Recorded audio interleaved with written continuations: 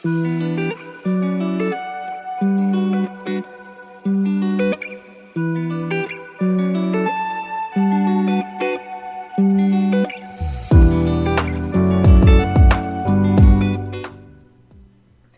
guys, and welcome back to Tea Talks Anime.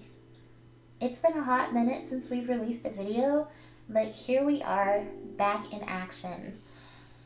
As you can see, our long forms have somewhat changed. We've gone through a pretty arduous process of trying to figure things out.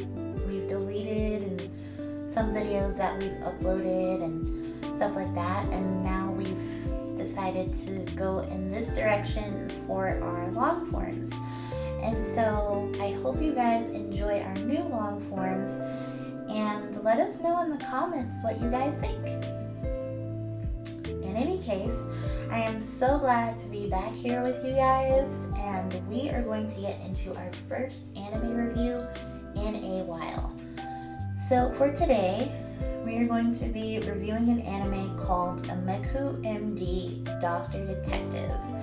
And this anime is brand new. I'm talking like this was released this year, back in January.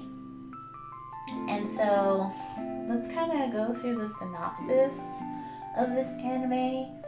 And let me just note, I'm doing my best to pronounce the Japanese names right. And so don't be too hard on me if I fudge it, okay? Alright, so let's kind of get into this. Tenikai General Hospital's Supervisory Department of Diagnostic Pathology, and in the anime they call it the Investigative Department of Pathology, or something like that. Anyway, they handle cases other physicians deem too difficult to treat. It's also where bizarre mysteries surface, from unexplained illnesses to strange murders even the police can't solve. At the center of it all is Takao Ameku, a brilliant doctor determined to reveal the shocking truth behind these anomalies. And so as you can kind of tell, this is a thriller/mystery anime.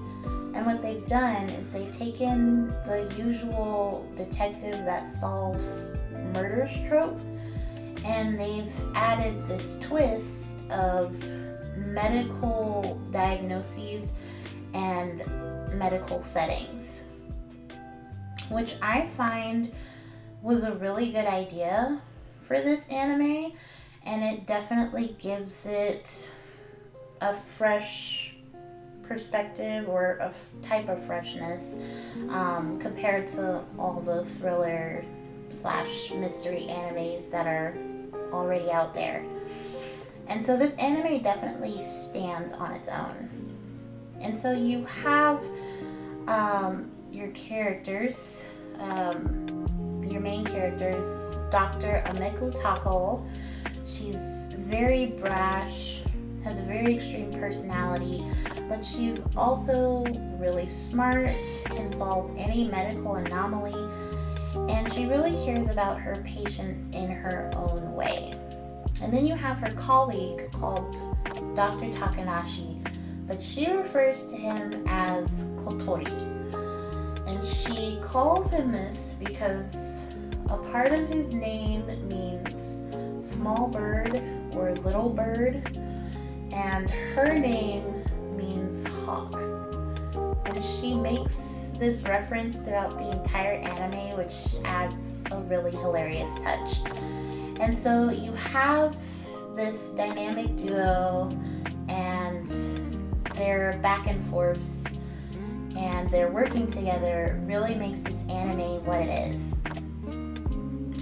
I'm sure all of you are familiar with Sherlock Holmes and Watson, and throughout the anime industry, there have been several animes released that have replicated that to a certain degree.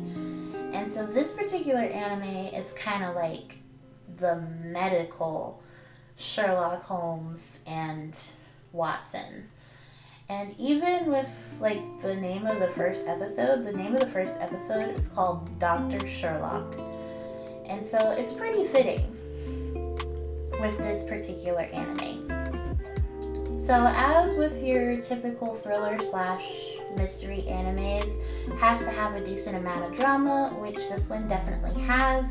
And then there's always that one case or so that really tugs on the heartstrings, and that is seen in episodes 8 and 9. And in these episodes, Dr. Tako, despite being a genius, able to solve any medical mystery or whatever the case may be, she has to face the painful reality of being a doctor. And if you know, you know. Anyone who works in the healthcare industry has to face this reality at one point or another. And that's the fact that you can't save everybody. And she has to come to terms with this throughout these episodes, especially with her being as close as she was to the patient. Then it was really hard for her. But she's able to, come to terms, and she's able to move on.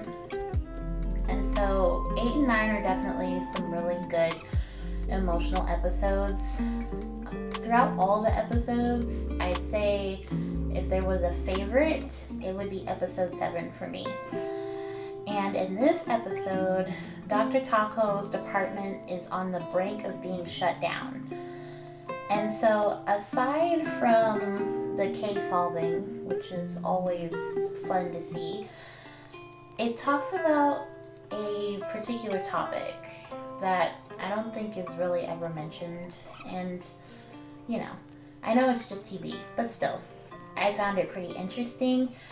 And so it brings up what's called Munchausen's by proxy. And this isn't a medical disease. It's a mental disorder. And I was pretty surprised that, a mental disorder actually had a small space in an anime. Or at least in this particular anime, because I wasn't expecting it. I thought it was going to be like all medical. As someone that's majoring in mental health, I found it super interesting, which is why I'm bringing it up. And so it's not called Munchausen's anymore. It's now called fictitious disorder. And yes, this is a real mental health disorder.